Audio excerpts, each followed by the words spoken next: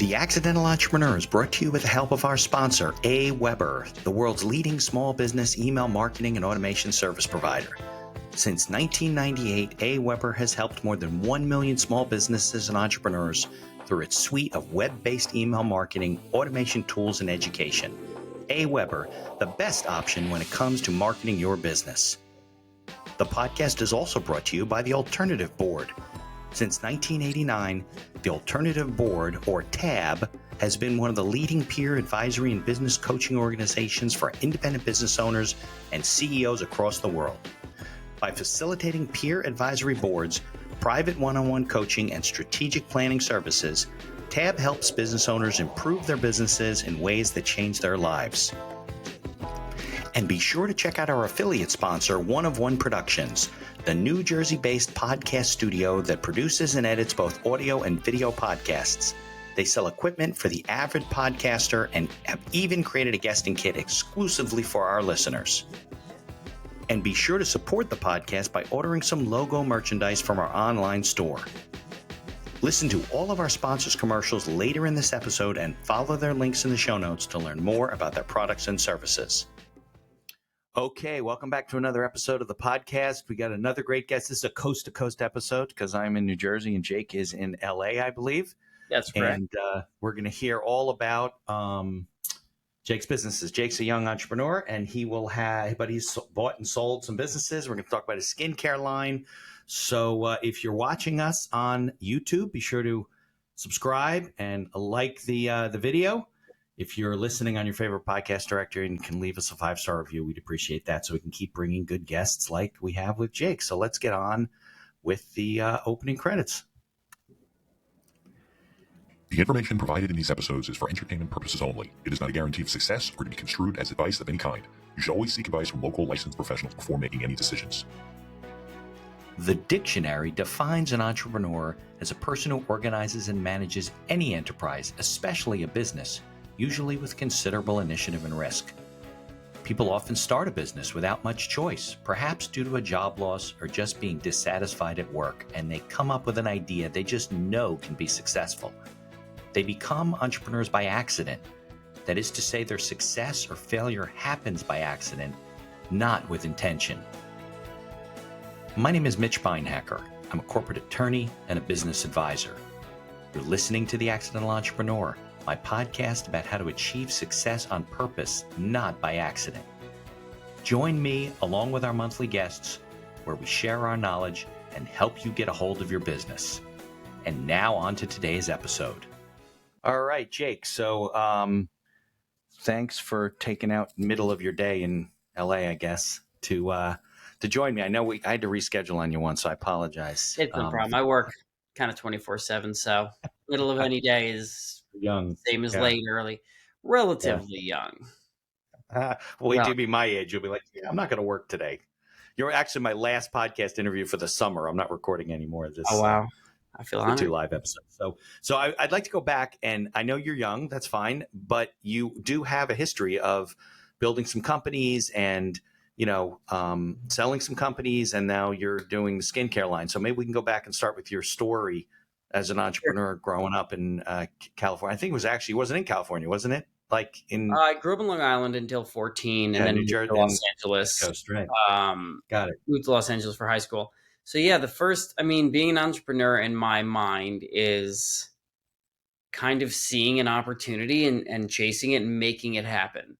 And that could be something very small. That could be how you plan trips, it doesn't really matter. That's kind of the entrepreneurial mindset. So I remember my first foray into seeing an opportunity. I think I must have been like 7 or 8 or something. There used to be in my middle school or lower school, like these bagel sales, and they were like $1 for a bagel with butter, a bagel with cream cheese. And some of the parents, they just didn't give their kids like $1. And so I remember I used to lend kids $1 and expect them to pay me back 2 days later, like $2. So I invented interest rates. If someone didn't pay me back, they didn't get a loan anymore. Yeah. So basically, but for $1 or $2. And I remember my parents, when I was like 8, they would find like $4 in my pocket and be like, where did you even get this? And I'd tell them, and they thought it was the funniest thing ever. And I probably, I don't know, over the course of a year, I probably made like $60 or something but that's Right. enough to buy a video game or whatever you care about when you're 8. I think they were probably a lot cheaper back in 1998. Right. So, Meanwhile, you're like 7 or 8, and you're breaking all the lending laws, probably charging them 1,000% interest it in a seemed like day. it was 100% interest because I pretty much remember there was a group of identical twins, and they just never had money for these, and they ate a lot, so they would get like 5 bagels between them. So I'd lend them $5, and then I get 10 back like a week Yeah. later. That's So like 100% in a week, not in a year. yeah, it was pretty fantastic.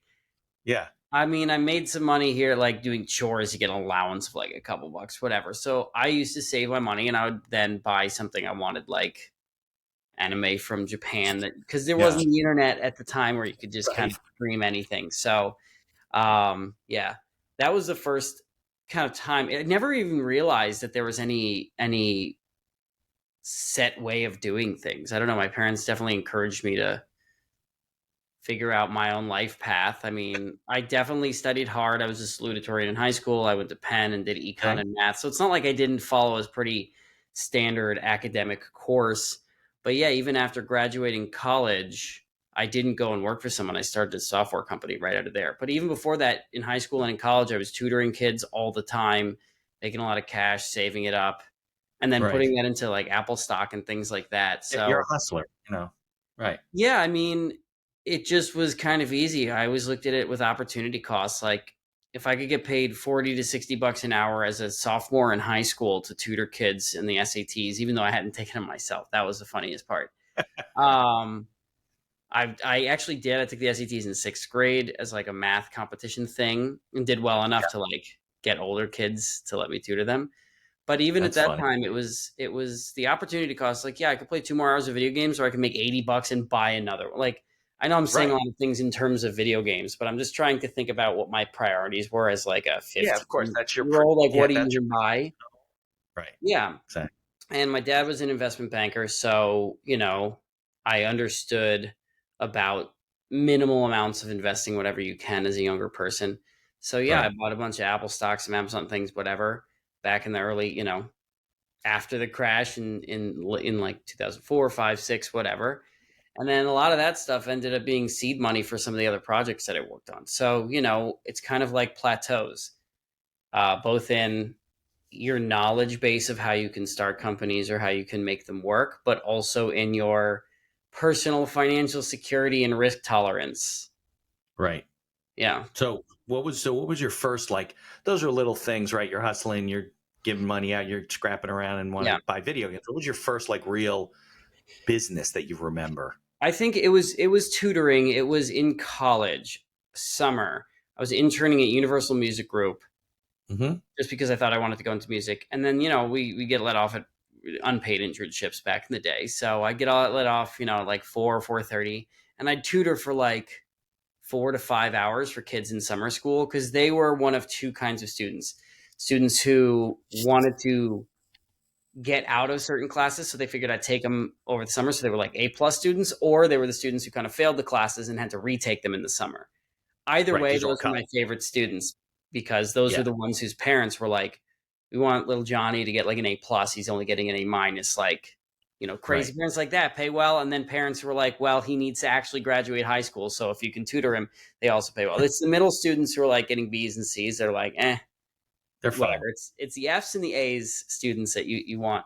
They were in summer school. So I was started charging $70, $80 an hour and working, 4 or 5 hours every night.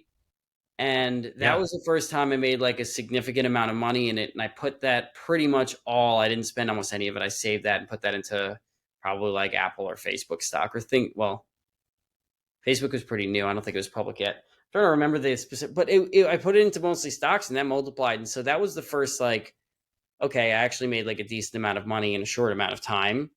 And Right. I did my own thing. I went to the school. I talked to the specific teachers who gave me, who created the funnel to get me students. I built a little system. It ended up that I had so many students that I had to like pawn them off on other people and take a percentage. Right. So Right. Sure. so that was the first kind of like actual semi business structured Mm-hmm. thing, even though it was loose and Yeah. it wasn't that. No, but you Um, had a marketing strategy. You were building a yeah, business. You had to bring other people to handle. You only work so many hours, right? I had a pitch too. I mean, it was word of mouth. I basically, after the first couple of students in the summer, word got Hmm. around that I was helping people get A's, and it was easy. Like I actually had to, like I said, I had to turn away students because I just didn't have enough Yeah, time. because word gets I around when people. probably should have quit the internship and just done it like 10 Right. hours a day because I Yeah. didn't go into music. But at the time, I really thought I was going to go into the music industry. And I had an amazing hard internship to get at Universal Music Group. They let me walk around and like talk to the CEOs and like read any contract I want, which is like, you could not Nice. do that today. They could just be like, yeah, you want to see Rihanna's touring and like everything she got paid at every show and every manager's information. I was like, yeah. Okay, here you go. When they like unsupervised just hand an intern like a folder with confidential information, I'm just reading it like, why are they letting me read this? But okay. Yeah. Right. Well, they're trying to groom this next group. So, Yeah. did you, when you were in college, did you take any courses on like, business planning or, I mean, in those days, they probably didn't even have entrepreneurship, right? Because they didn't have No, it certain. it was so I went to Penn and I studied Yeah. econ and math. I knew I did not want to do finance, and my mom's a doctor, and I knew I did not want to do that.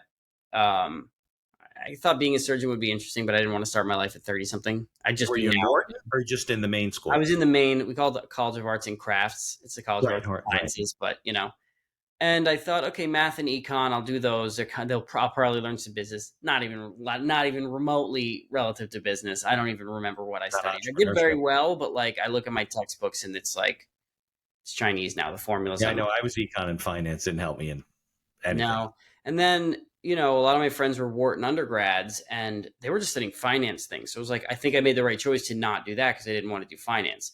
It Right. was just kind of starting because I was in college from 2008 to 2012. It was Okay. just starting that they might teach some entrepreneurship here and Yeah. there. Now you Right. can probably go in and fully study that There's because, all. Yeah, you can major in it now in a yeah, lot of now schools. it was not like that. What? I think I was probably like 3 years before that started really happening. Maybe you could take a class. So it was kind of like take majors that were good, and that if I did apply to a job, because I didn't know I was going to start my own companies. If I did apply to a job, having econ and math and good grades from Penn was like, okay, I'll get a good job. I can do finance if I want. I can join a startup. I can whatever. Yeah. I think it was it was actually second semester of my junior year where I started thinking about a company that took your grades, your SAT scores, your extracurriculars, acceptance things, and basically analyzed your potential acceptance likelihood at various universities. And so I kind of made like a formula that did that. And I was So this for trying, undergrads, Jake? yeah, for undergrads, like for high school students to Yeah. see, Coming out like, of high school. hey, you fit the bill to like have Harvard's acceptance rate is 9%, but you're like above average, blah blah blah. You have a 17% chance. So okay, then you need to apply to at least what would it be like 6 schools that are Harvard equivalent, and the expected values you'll get into at least one of them. And so it was Got it. supposed to be kind of a tool for students to figure out how to plan their college. Like if you have a 1% chance of getting to Harvard, okay, set your expectations like maybe go a tier or two down, you know. Right. And So, so, so what you built like an algorithm and a software system where you could put in a lot of well, data. I did it on paper and I had all the formulas and they worked. My problem was I couldn't find the engineers for it. I went to the Penn Engineering School. I talked, but they all like, I don't know. It was 2011. Yeah. Apps like it just was a different world. We all still had Blackberries. iPhones were like new. It Right. was just the world of like apps and fast moving software development. It was not what it Like is it is now. now. Now you could find someone on Upwork in 5 minutes to start building it for you. So I actually had Yeah. trouble finding an engineer. I found one. He did a terrible job. So that actually never launched, but I really wanted to do that.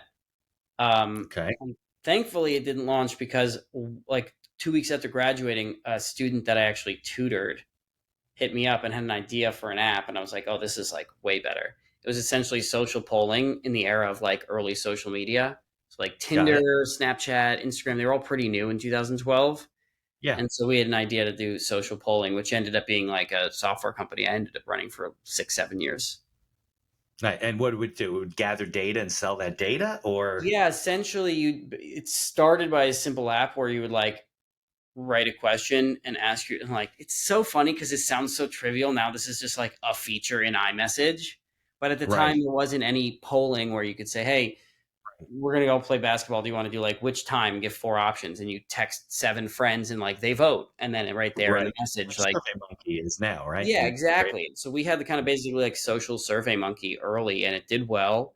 And then we converted that to an e-commerce plugin because that was where the real money was, where while you're shopping, you could drag and drop or Yeah. click and add images. So like, should I buy this dress? Yes or no? Which of these 2 things should I buy? You text your friends, and while you're still shopping, the results would come in if they voted in real time. And text message is instant. So if you ask like 10 friends, Got it. you get at least 3 or 4 of them responding. And if they all liked one thing, you know, it would be like if you were at the mall and 3 of your friends said, yeah, absolutely buy that shirt, you're going to buy that shirt. So it helped e-commerce sites with social proof and things like that. So it was like a tool for the e-commerce site to allow the potential buyers to like ask their friends and say, Yeah. "Hey, think of this. Should I get it?" Yeah, exactly. And so Nice. that That's did that. really well. And then that also ended up getting a huge amount of customer interest data Yeah. because we essentially just had a back end with like across all the sites we're plugged into. You're Black collecting all leather this. shirts are in, or I don't know, I made that up, but like they're in these 10 brands we were that sell that kind of a thing. Like black long sleeve button downs are in right now, and we could just kind of dictate certain trends and things like that. So there was actually as we grew that, and so that was pretty good. And then I got someone else to run that, and so Did you that exit that company? Did you guys sell it? that was not an exit. We were doing well, but I personally hate B2B, and so we built essentially a B2B to C tool. Like what I like to do is build stuff that customers use. We built that, but Got then it. I had to go to Guess Jeans and all these places and like, hey, would you like to plug it in and deal with their like 6 to 12 month sales cycles of dealing with Right. a Because it's large a company. public Right. company? And that is not me. So Yeah. we made a great tool. And so then I got someone else to kind of run that. Still running today. I just Oh, don't really have to do anything to manage it personally. okay. So Yeah. what did you do after that when you said I'm stepping away? Um, After that, um, I started the Satoshi Shoe Company because The I had a Satoshi, knowledge. Yeah, like Satoshi, the crypto yeah. guy? So this was in 2017. Okay. I had a friend, and he and I were like going to all the Bitcoin conferences. It started becoming mainstream 2017. Like we were in it before that, but You mean Bitcoin? yeah. Yeah. And so we saw that Gary Vaynerchuk had his K Swiss deals for like sneakers for CEOs or something like that. Yeah. And we were like, well, the crypto world is about to be this world of like tons of 100,000 to millionaire 20-year Right. olds. Yeah. And no one really understands it. It's like 30% anarchist, 30% tech nerd, 30% wants to be flashy and nouveau riche stuff. And we were like, we understand because we're living it every day. We're in the Telegram channels and the WhatsApp groups and the Discord, whatever. So we said, okay, well, let's trademark the name Satoshi, which somehow we were granted because it's just a name and normally they don't do that. And let's have a sneaker that mines Bitcoin. And so essentially it like mines Bitcoin while you walk. And it was a gimmick to do A marketing. sneaker would mine Bitcoin while you walk? Yeah. And Don't you need so, like a really powerful, like a wall, oh, it like a would build? mine something like 0.0001 cents a month. Like it was Oh, not it was very actually slow. giving you an amount, but but it was the gimmick of The gimmick, right? as I walk around, like my shoes are making me money. And so we were gonna sell one of those for a Bitcoin, which is like $4,000 at the time. Obviously now it's like 30 now, got up to 60. Right. But yeah, then we were going to sell the regular shoes without that Bitcoin mining thing. We were just going to use that as marketing. We ended up making some custom circuit boards, and then my partner bought me out of it before we even started selling stuff because we just had disagreements about the direction it would go. And that was probably the best thing ever because actually sell shoes is a giant pain in the ass. It's all hype. We went to Complex Con, and every single person is a celebrity, this, that, whatever attached. Shoes will Yeah. be hot for like 3 days, sell out, and then like you'll never hear from that brand again. So Right. that business was like a home run for me because I learned a lot about hype marketing, about that world, about packaging, fulfillment, shipping, manufacturing in California, because our margins were obviously we're going to sell them for like so much money that we were just like, fuck it, let's build it in downtown LA. So Right. I learned quite a bit about that. And the day after it got acquired from me, I started Krete. And so that was a combination, I think, of kind of the software company, which did funnels and marketing and that, and then the manufacturing and creativity element of the shoe company. And so that's what I'm running today. I started in 2019. We're growing like crazy fast. And I will say this, of all the businesses I've run, this is easily the best one. It makes the most sense. Well, I'm trying to think which point to start with. The first is it's a visual product, and we live in a visual marketing world. It's a product that like And you like B2C. I have a pimple here that you can't see because we're launching our concealer soon. Like there you go. you just do like, you take out the thing, tap it, and it's gone. Like Boom. Good. we can show before and after pictures. I have our hydrating serum on, which like I live in California. My skin is always dry. I put this on, it's never dry anymore. So Yeah. easy sales pitch. The second is the actual business itself. The products are consumable goods that you use daily. Yeah. Unlike fashion or something where you might have a jacket for 10 years. Your luggage where you might never buy luggage, or Casper, and like you're not buying a mattress, everything.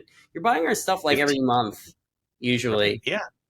No, I saw on your website. You have subscriptions, right? Yeah. I love it's oh my God, the subscriptions are a dream. We did that. We started that like a year and a half ago. And we have guys from day one, from January 1st, 2022, who are still subscribed monthly and haven't skipped a month. I'm like, I don't use it that fast, but other people do. But the other things are, it's a very high margin product. It's very low regulation. Southern California is a hub for manufacturing. So I was able to manufacture it like 45 minutes away. I have an amazing lab and a guy I work with. Nice. It is a very high acquisitions in the space. So if we get up to high enough revenue and you're selling concealer and facial serums and things to guys, a lot of conglomerates, a lot of strategics. Yeah. The fulfillment is easy. You have a following. Yeah. But now with what's that woman's drunk elephant? She's got a woman's.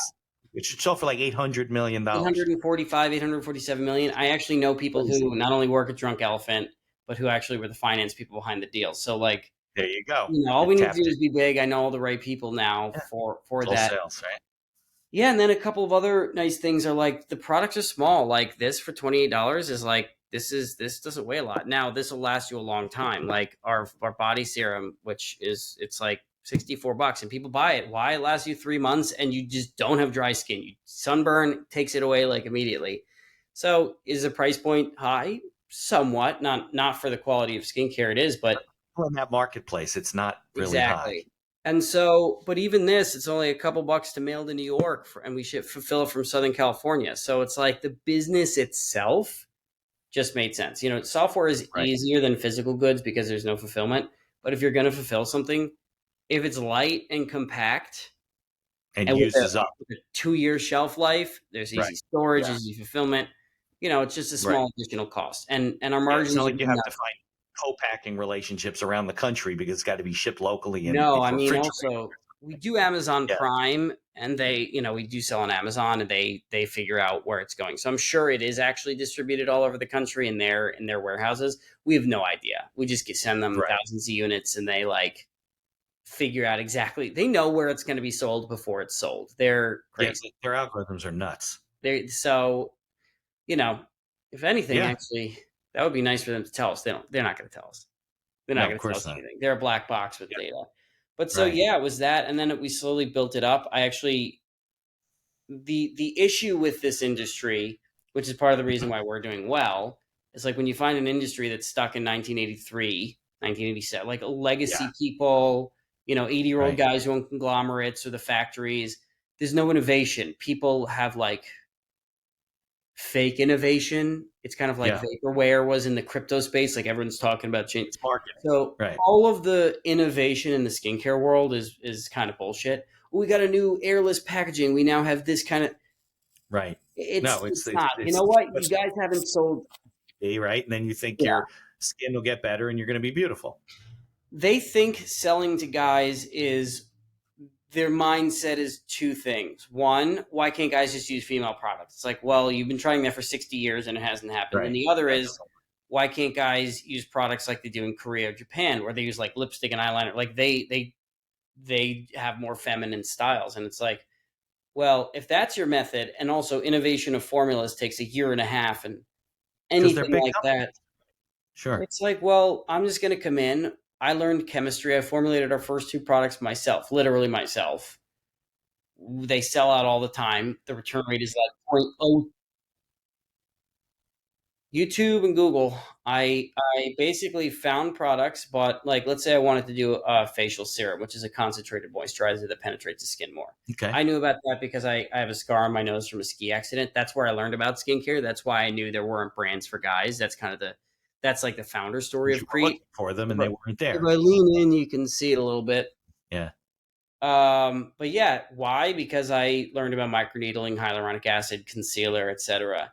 I had to go to Sephora, and I was like, "This is not. There's nothing Sephora can possibly do to get guys to like." I say guys as the generalized American dude. Right. 20%, 10% of guys will go into Sephora. They don't care. They'll buy it online. But like the vast Jake, are there men's products at Sephora? yeah, there's a men's Just a section. few. It's It's like this very big, and small, it's in the right? back right.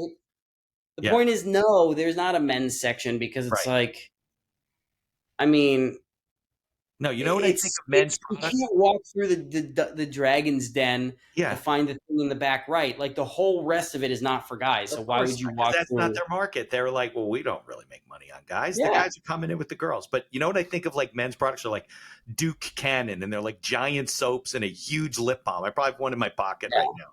You know, they yeah. don't, you know, maybe growing up there was like Polo, you know, it was more colognes like There's Polo and probably Kiehl's. There's a few Kiehl's other and some men's ones. stuff. There's again these legacy brands haven't done anything, and one of the issues I have with them is their formulas. They're These not companies men's. have had the same formula. Like I have every brands that you know's products. Like I literally within reach. Like this is Kiehl's.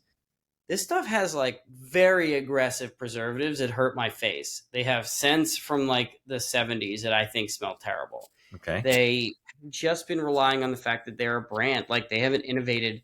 They will come up with some new trademarked name for some new BS and pretend to innovate.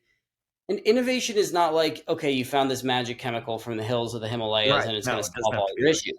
yeah. It's basically being 30% better in 5 or 6 different ways so that they compound and you're 4 or 5x better than everyone else because that's Yeah. the way it works. So our messaging is better to guys. Our fulfillment process is better to guys.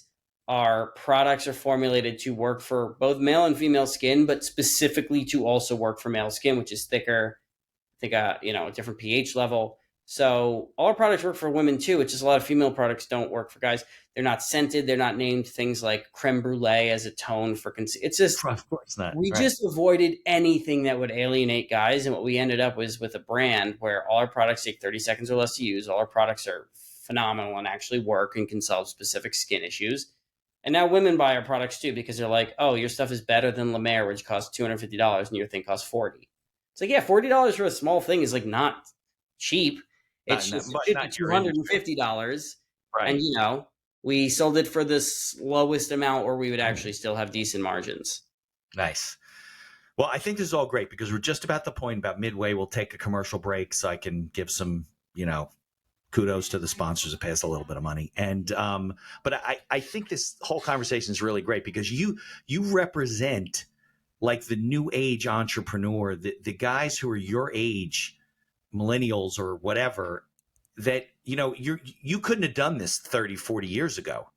Like it was very hard to be an independent entrepreneur, to do the kind of things, global supply chains, and you're kind of, you're tech, you come out of school, you're exposed to finance, and you're making it all happen. I think there's a lot of people out there like you that, maybe they have that potential and those skills. They're just not like, for you, it's kind of coming together, in terms of the thing. So let's take a break. It's about 2 minutes for commercials, and then we'll come back and we can talk about, kind of how you do your business planning, how you've kind of been self-taught, the difficulties you found in business, things you found easy, the things that you think maybe are easier that people don't give themselves enough credit for, that type of stuff. Does that make sense? Sure. Works for me. Okay. So let's go to commercial. Here's a word from our sponsors. Looking to market and grow your business? Or perhaps you're just getting started and want to hit the ground running? AWeber is the best choice for online email marketing and automation of your business. From maintaining a subscriber list to drip campaigns and landing pages, AWeber gives you tools and integrations that make marketing easy and fun. As our partner and sponsor, we use all their tools to promote the podcast and market our law firm. AWeber, the best alternative for online marketing. For over 30 years, the Alternative Board, or TAB, has built a thriving community of forward-thinking CEOs and business owners who want to radically improve their companies.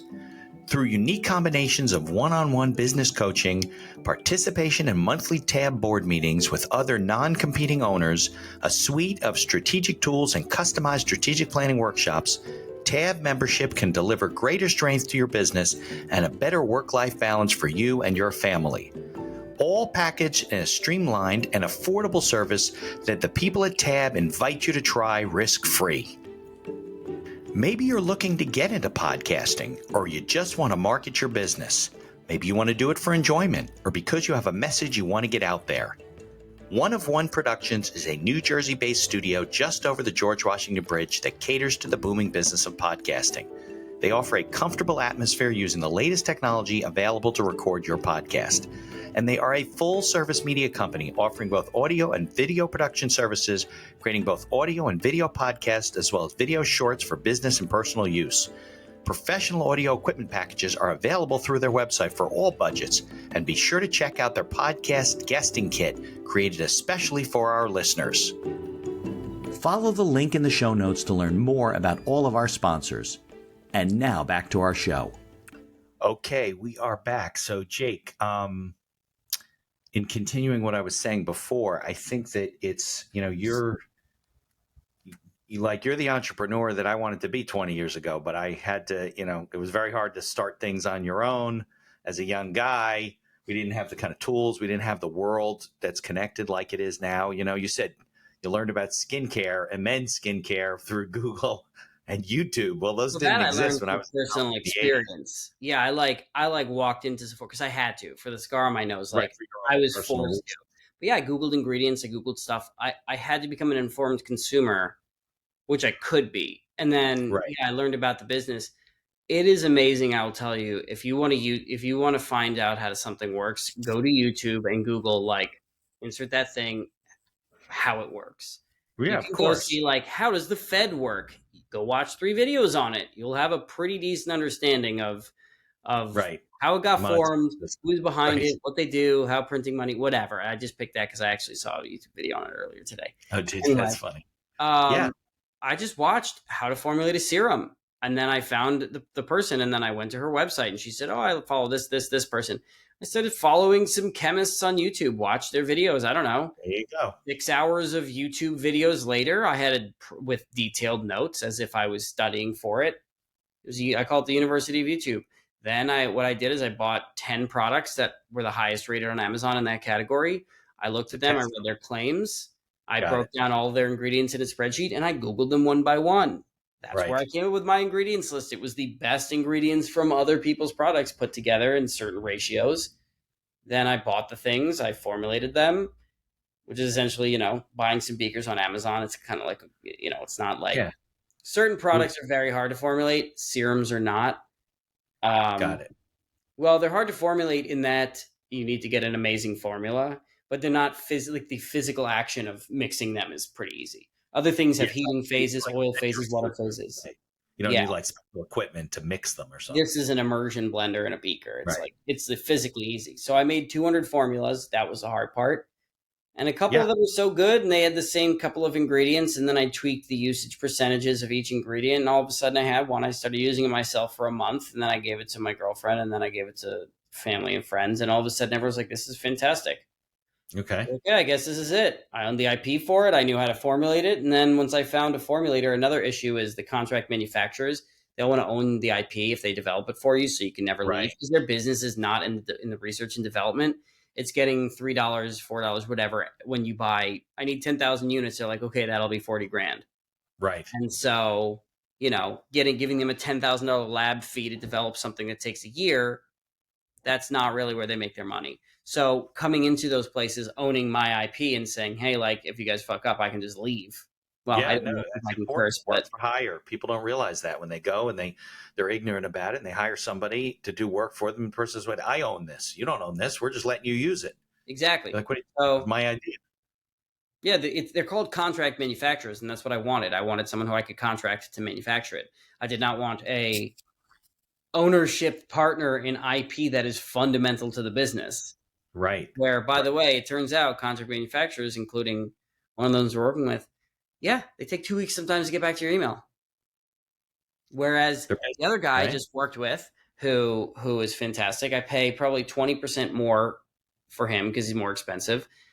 But price, quality, speed, pick two. I pick quality and speed.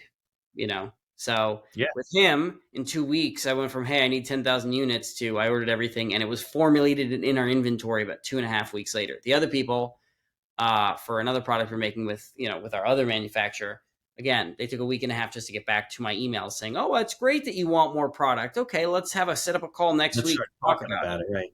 Yeah. Like, no, so Right. frustrating. You work at a different pace than most of these Yeah, people. yeah. Yeah, exactly.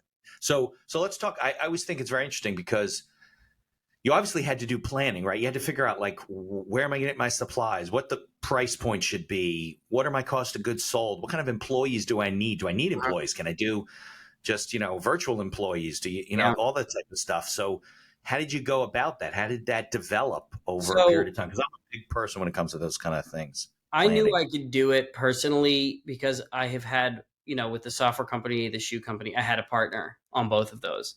Got it. It was very nice to be able to say, hey, can you go do these 5 things? I'll go do these 5 things, and then 10 things get done. Yeah. However, after you start working with people for a while and they stop doing their 5 things become two, and it Right. takes twice as long. And I'm still doing my 5 things a day, 5 things a week, Right. whatever it is. Nobody works as hard as you do. Right. I got sick of it. So with Krete, I'm a solo founder because I'd already done operating agreements. I'd already done manufacturing agreements. I'd already had experience where I was like, okay, I'll do the extra work, but I'll just get it done at my speed. Yeah. I had some seed money, so if I need to, I can hire people. And so it worked out. It worked out better. But yeah, I am in a constant state of learning, like 100% of the time. We're doing a patent on something right now. And yeah, I'm talking to the attorney and I'm watching YouTube videos on patents and Yeah. what makes Because you my want to patents and understand. patent wording. Right. I think you need to understand with 20% effort or whatever it is, you can understand 80% of something, but you have to put 20% effort into 72 things. So Yeah. understanding enough about the chemistry, understanding enough about the packaging, design and supply, understanding about European regulations that we can't use phenoxyethanol at 1%. These are not hard things to learn. You just need to make sure you understand what you actually have to learn. Um, for new entrepreneurs, understanding legality of operating agreements, tax Yeah. nexuses, things they should Yeah. have taught you in school but did not, those are fundamentally important because you can completely control those things, be a Yeah. Delaware LLC. And of course, Yep. as it said in your intro, this is not legal advice. Consult your local licensed Yeah, professional. of course not. And I'm a business attorney. That's what I do. But legal structure, governance, all that stuff, it So becomes important. important. Those are the ways that an external thing you can have a catastrophic failure in your company because of them. If you Yep. make bad claims. Okay, so Yep. we say can help fight the appearance Right. Just of some aging. words. That Right. You makes don't it have a to guarantee. cosmetic and not a Right. medical device. It's like it's not rocket science. You just need to know that those are things you have to do and then do them.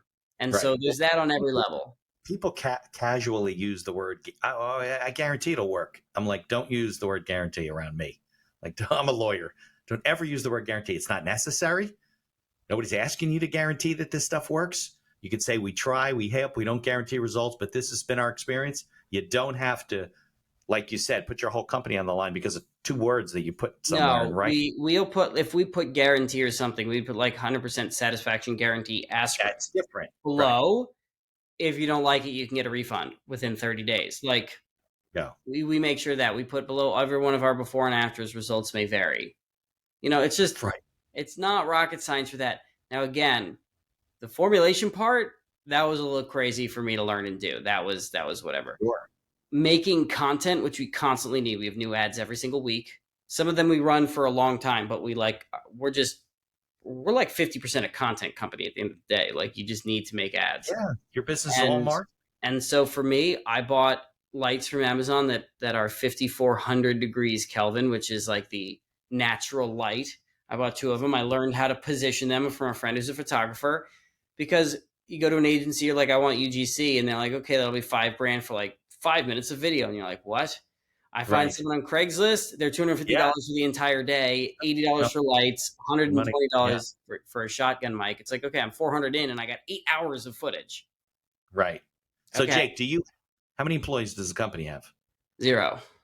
You don't need employees, you just We have no contract. employees. Yeah.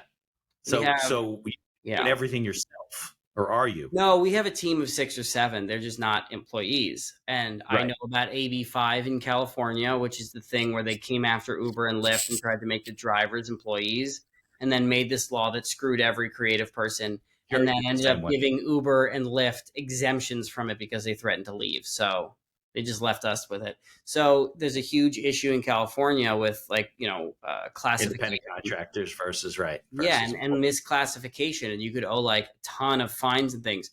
So, we have to be very careful about that. So we have contractors who are genuinely contractors. Right. They have their and own we have business. other people who are just partners with like vesting equity. And like, I consulted many California employment. I probably spent $5-10 grand, which is more than we've spent on any other legal thing, just to figure it out, and like hours of research. Because again, I'm not going to if we're not going down because of some stupid misclassification. Right. Yeah, exactly. Yeah, we also, a lot of people have their own LLCs, like with multiple people involved, and so they're an agency. There's just things like that. And again, everyone has to do their own research. I know that what we're doing is completely above board, and like, God, it took me a while to make sure that we cleared that. But yeah, so why do we do that? Because it's more flexible. Part-time work is better for us. We don't need everyone to be full-time. Some people are, some people are not. Some people out of state are, etc. And yeah, it's the employment in California is not a friendly state, as Mr. Wonderful, I think, said on like a couple of months ago. He was being interviewed. He's like, California, New York, Massachusetts, like these states are uninvestable. And it's like, the funny thing is that the few benefits of California that I get are like having an amazing network of marketers, access to every influencer, the fact that manufacturing of skincare is here. Right. If one of those things was missing, it probably wouldn't be worth it to do business here, because the regulation is so high and everything. And like, it doesn't right now, but it took months and thousands of dollars and a lot of my time to make sure that we could do business here correctly. It's crazy, but you have to really understand the regulatory and taxation environment in which you're in. And like, a lot of entrepreneurs just like hire an accountant and they get like a couple things set up and they're like, oh, it's good. And it's like, well, right. Just make sure you understand where you're doing business. Yeah, not if you want to build a company. Look, a lot of people, for those listening, you can't just because you have a company with people and you want to pretend like they're independent contractors and they really only have one job. They work for you. They come to your office. They're not independent contractors. We run everything remotely. So that was an easy thing. A lot of our people have like vesting equity, so they're partners, or they're only part-time and they genuinely use their own equipment or on their own hours and do completely other jobs for other companies. That's exactly what an independent contractor does. Yeah. Absolutely. And so if they didn't do any of those things, like if you mandate too many meetings, they could technically be an employee because they have to be whatever. And like, if you say they have to be in specific locations at specific times or use company equipment, like, it's very annoying in California. New Jersey's not much far from that. Yeah, New Jersey's probably right there with New York, I imagine. Yeah, they're very difficult, very liberal states, and you get stuck and people don't know the rules or whatever. But it's like you said, look, the reason that people are unsuccessful a lot of times, it's not that they can't do things, it's that they're unwilling to take the time and invest in themselves, not just necessarily money, just invest their time in learning these things about, like you said, it doesn't have to be hard. You can watch a video. You don't have to be going to the library. You can learn anything, and it's all out there, and it's not hard. You have to have discipline, and you have to have a kind of discerning ability to make sure you understand what's the correct answer or what people are pitching. Like, I see a bunch of people, for instance, giving advice about every D2C brand should just go retail as fast as possible, or no D2C brand should only go to retail when they have a certain product number. D2C brands. Right. Okay, well, I looked into retail. I asked people who've gone to it, whatever, and I ran the numbers. And for us, it makes no sense for us right now. No, doesn't It seem would like it require would. Right. inventory that I don't want to. Squeeze your margins like there's Yeah, no they tomorrow. squeeze your margins. We're not quite big enough to have like a national brand name. People my age and like between me and maybe 10 years older in Southern California, New York, no, like they know of us because we run a lot of ads to them. But I don't know if it's also which retailer. Do we go into Target? Target stuff is way cheaper than ours. Do we go and do a Right. partnership with like a Banana Republic like Baxter of California did? So, you get a lot of advice from all sides, and most of it's garbage, or most of it is amazing for the specific company Right. that person happens to be working with. Company. Right. So, Yeah. so I guess Harry worked out for Target. They did a big deal, right? With yeah, It's it All probably Men's. worked great. I mean, I think they got acquired for $1 billion something too. And it's Yeah. like, okay, well, maybe it also worked because they're like a Unilever company or they're a Procter and Gamble company, and Procter and Gamble and Target are like best friends, and they just go, okay, we don't have the shelf space in Target. Like, we can just get you set up at the prime location. And do you have enough products? So right now we have 2. We're trying to expand to 7 by the end of the year. If you think about it, if you walked into a Target, big chunk of some Old Spice is all red. Big chunk of some other company, it's all yellow. Big chunk of something else, it's all black labels and whatever. And then ours 2 greens, and then whatever. Where you get lost, you actually you need to think about considerations. Right. I asked some friends. It wasn't necessarily a YouTube video, but it was some research about like what is successful, what makes a brand ready for retail. Just read articles. So you have to do that about a lot of stuff, because part of what being an entrepreneur is not just execution, it's figuring out what you need to be executing. I know a lot of companies that I've helped consult for, startup founders who work hard, they're smart, they're brilliant, and they work on something and they never should have been working on that specific problem, because that was never, but they solved that problem that nobody wants magically, but it just wasn't the problem that they should be solving. And so That's one of the I got very lucky. I don't even know who told me about it, but there was a book called The Lean Startup. I read that right out of college. Yeah. And that was kind of my mindset, but it helped give a framework around it. Basically, agile development and scrums and things like that. That's how we run everything. We have stand-ups every day for 15 minutes. We have a shared workflow. Everyone knows everything going on, so they can be massively informed. We test stuff really fast. We want to do a redesign of our website, which we're working on right now. Me and the developer, we went and we spent like 8 hours, and we just made a really shitty designed version of what we think it could look like. We shared it with everyone on our team. They gave feedback. We did it again. Okay, 16 hours later of work, so maybe 3 days, your website is 50% of the success of an e-commerce company, because maybe you have Amazon in your ads and some other considerations, 50 to 60%. I mean, 3-4 days later, we had a version that we're like, okay, this is going to be way better. Let's get an actual designer to make it. Now we're going to give the designer $1,000. They're going to do it. It's going to be fast. But we tested that wireframe. Now, once we get the first designs, we're going to share that with 30 to 50 friends, family, people, whatever.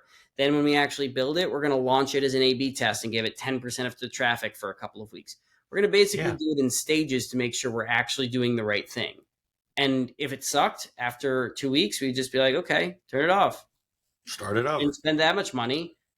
And if I showed it to the designer and the designs look terrible, okay, we're not going to do those designs. You just need to keep yourself on the right path. Because again, I could launch on every platform, right? Why are we doing Twitter next? Well, Twitter is cheap, very low minimums, and we can use our Facebook and Instagram ads. So there's almost no work. Okay, that's good. TikTok? No, you need to post every single day. You need to do organic. You need to be all this, okay, we're not going to do that. So, So even within everything, you have to make sure that the process you have for what is your next move, or what are the next 15 moves you're working on? What are your next products? Why are we going to do a facial cleanser and not a toner? Why are we going to do sunscreen next year, not this year? Why are we never going to do deodorant? It's well, we're not going to do deodorant because the max I can charge is $12 and it's going to cost me $5 to make. And then the shipping and this, and there's no way we're going to make money on deodorant. Right, exactly. It's okay, then let's probably not sell it. Whereas all of our competitors have deodorant. So, but they don't do the math. They don't go through it and do the planning and say, well, how much is it going to cost us? Oh, it's not just $5. We also have operating costs and Yeah, and I mean, opportunity maybe costs of other when products. we're 5 times bigger, because we're growing really quickly, we'll do deodorant just so that way you don't buy another company's deodorant like it and then end up buying more of their products. So maybe it's a defensive move, but we're not going to do. We're not doing defensive moves as a startup at our size. So there's considerations for everything, and you kind of need to think outside the box. You need to do the things that deliver the most value the fastest with the least effort. So like Sure. redoing our website, we have a full-time developer. I'm kind of a designer-ish. I know enough design at like user interface design, user interaction design, and we have designers. It's like we can get that done A to Z in a month for not that much money. We should probably look into doing that. For other companies, they have no idea. They don't have the founder that can sit there and actually like look at other websites, break it down, and like restructure our own. So that happens to be one of the things I learned from the software company was a lot of website design. So I leverage that, and we do a lot of updates. So Jake, what's the plan where you can break the myth and you can pull back and be more of the creative guy who's driving the next product, making sure things are done, and not doing all of the My favorite books, yeah. You know what I mean? Revisited, I reread it every 6 months. It's like, about the franchise model or whatever. Yeah, well, So there are some things that are harder to automate than others. right. But you can break those down and automate sections of them. And I'll give an example of with our ads. We used to basically have to go on Craigslist or Backstage or whatever, find people or our customers and reach out to them, get them to do a release form, give them some general things. You never wanted to feed them exact lines. Make sure they recorded with good audio quality. Most of the time they didn't. Make sure they recorded in good lighting. Most of the time they didn't. Make sure they said lines, not weirdly. Most of the time they didn't. It was so much time and effort. Okay, now what we did is we found 11 Labs. It uses voice cloning. We just get people to sign a release form. We get them to read 3 minutes of something with a shotgun mic that we send them, so it's high quality. So we spend $150 and they end up mailing it back to us. So we use the same one. So I don't know, $10 to mail it to them, $10 for them to mail it back, and we cover that. We pay them $250 and we clone their voice. Now we have a library of cloned voices. Okay, now we need a line. Type it in. It's done. There's a lot of stuff like that. Like voice 1, 2, 3 and hiring somebody voice. Yeah, and hiring somebody or trying to get the same guy back. We have his actual voice. We also started moving, our ads towards voiceover over just actions. Well, cool. I can go film myself doing like, holding up a thing to or whatever, doing this in the camera. I can film that. I have the lights. I did, I've done 10 shoots here all day.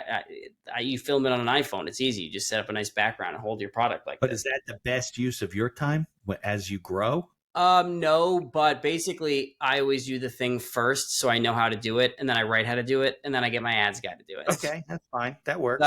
So the point is, you're not placing the social media ads yourself, I would think. Oh, no. We have a media buyer and all that stuff. My point overall is the actual editing of the ads was already outsourced. I have a guy who does that. And so we did 2 things recently. The first is, let's say editing an ad takes 10 hours. I figured out a way where we can get it down to 2. And then not only that, if he gives it another hour, we can do 5 variations by just changing the first visual and audio of the first 3 seconds. Okay, now we're taking 3 hours and we have 5 ads instead of 10. So that was one. It's not automated. It's automated sections to just make the output so much higher that I don't have to be nearly as involved. Right. The second part is the actual content you use in the ads. That's the real bottleneck. Okay, well, voiceover we have covered with clone voices, and let's go set up a system where we have 10 creators on retainer, and whenever we have a good idea, we just hit them up and they film it and we get it. And so then I can outsource the management of that, and all of a sudden I'm fully out of our ads. So that is not an easy thing to automate or to outsource fully while keeping it quality controlled, because it's more of a creative and artistic endeavor. Yeah, right. Well, everything else is automated. Our fulfillment is automated. I mean, our formulator, our formula, our manufacturing, our inventory management, that's all automated. So, new product development, how do we automate that? You don't. I need to buy 15 moisturizers and test them. But you eventually think you're going to be doing all the testing yourself? No, I can't imagine. Oh, 1,000%. Because there's not that many products. What are we going to get up to? 20? Like, okay, well, we're making 5 now, and we're about to launch our 3rd. It's like, Doesn't take that much time. In 6 hours, I okay. can test 15 moisturizers and be like, I like number 1 for its foaming, number 3 for its whatever, number 6's scent is good.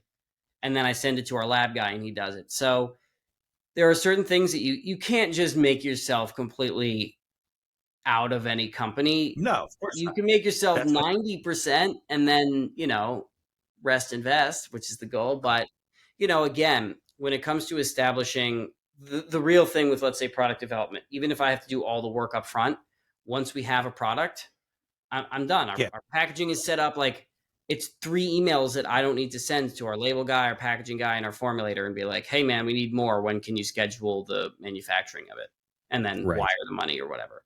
So Cool. those are setting up individual processes for later. And Right.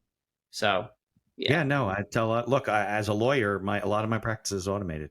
And I tell colleagues, they're like, how do you do that? And I go, well, you have to put the time in to develop the systems that can be automated. They don't work themselves.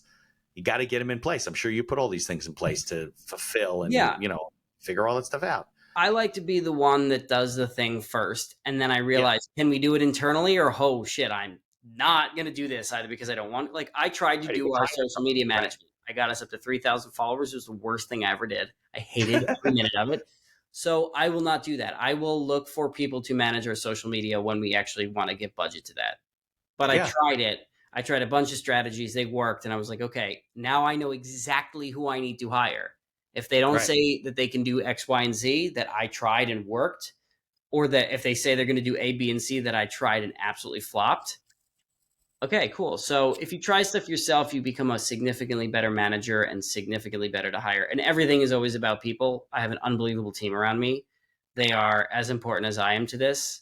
I might be like the core of it, but we have a number of people who are like absolutely crushing it. Sure. Well, I think that the lesson here really is, and I say this all the time, there are a lot of good ideas out there, but it's a lot comes down to execution. Like there's, things that maybe, you shouldn't be doing what you're doing, or maybe you should be, but you're not executing, you're not taking the time to learn and do and put the right people in place and build the right systems. And it does take work. Being an entrepreneur is harder than working at a company, Oh, it's you trade your 9 to 5 for a 24/7. I Of don't know if course. someone else said that. If I said that, I've just been saying it for years. I don't even want to take credit because I feel like someone else must have said You that. eat, sleep, and breathe the company. That's just the way it works. And, It's your life. I get all the time, well, don't you make your own schedule? I'm like, yeah, okay, I can take 2 hours off in the middle of a Monday, but I'm going to be working the whole weekend.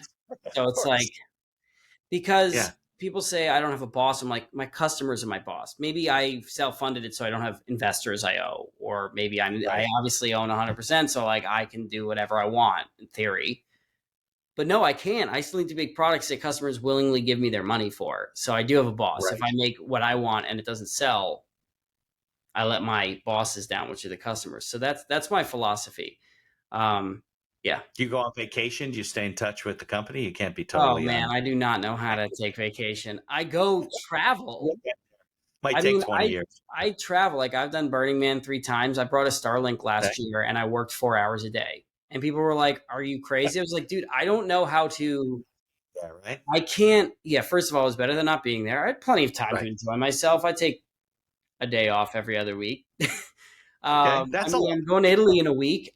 I'm going to be Okay. what I'm probably going to do is take like 2 days off and then work like 4 hours. But before then, I'm working 24/7 for 3 weeks to make sure my team has everything so they kind of don't need to bother me. But so Yeah, I'm makes working like sense. a maniac now so I can take a little time off. But why would I want to take time off? I have an opportunity here to potentially change my life and my team's life Yeah. and set myself up for the rest. Like, that's No, the it's not goal. time Like, to coast. no. Right. Yeah. You're young. It's not time to coast. Work your ass off. You don't get off the ground by just slowly taking off. You get off the ground by really, I actually don't get know how to take time off, honestly. someday It's you not will. like a workaholic. It would be like, I say, I talk about it. It's like, this is my sport. Like, I don't know. I'm not a basketball player. I'm not Kobe Bryant, but like, he's in the gym at 6 a.m. It's like, yeah, I see something I enjoy on TikTok and I screen record it and I analyze why and I send it to my team and then we record it. Like, most people just see a funny ad and they move on. I'm like, it could be That's not the 2 way you a.m. and I'm see. like, no, this is great. I love the way they filmed this. I send it to our guy. How can we recreate this with like super cheap? Yeah. Yeah. No, I love it. I love it. You got a lot of energy. But look, someday you'll exit the company for several $100 million, and you'll start an incubator and you'll start helping other entrepreneurs, or who knows Yeah, I what you'll do. mean, that's the goal. So Yeah, absolutely. All right. Well, I appreciate you taking the hour to spend with me. The company's Krete. We'll put a link in the show notes. People can go to the agree with the website. K. Right? Krete, right? Yeah. There you go. Yeah. Nice. And I'm So much going to stuff fill around out me. some of the So many bottles Yeah. that like, this is a nice one. Nice. I love it. So definitely stay in touch. I guess people can find you on LinkedIn and Instagram and Facebook and the whole You thing. can find me on all those things, but if you email me at jake@krete.club, that's krete.club, I answer that. I do not check my LinkedIn messages. It's like 9,000 a day of like, hey, I saw your company and I'd love to blah, blah. Like, Love to connect. I know. I can't even find people, or I'll send my girlfriend like really annoying messages on LinkedIn, like, hello, I like your business profile. And she thinks it's annoying, but I think it's funny. So I do it anyway. All right, Jake, I can't thank you enough for spending the time with me. And let's definitely stay in touch. I want to, keep in touch and watch your progress. Absolutely. I appreciate that, man. Thank you for everything. Thank you for listening to this episode of The Accidental Entrepreneur. Opening and closing music written and performed by Howie Moskovich and made to order music. For information about Howie and his music services, please follow the link in our show notes. If you like the podcast, please tell others about us. You can find us on Apple Podcasts, on Amazon Music, Spotify, Google Podcasts, and most of the other podcast directories. If you like what you hear, please leave us a 5-star review and feel free to share our episodes on social media. If you have any questions or comments, ideas for the show, or you'd even like to appear as a guest, reach out to us by email at info@beinhackerlaw.com. The Accidental Entrepreneur is hosted by Mitch Beinhacker and produced by Beinhacker Law. If you'd like to learn more about our business and legal services, you can find us on social media or visit our website at beinhackerlaw.com. Thanks for listening, and be sure to subscribe to our feed to be notified of all future episodes.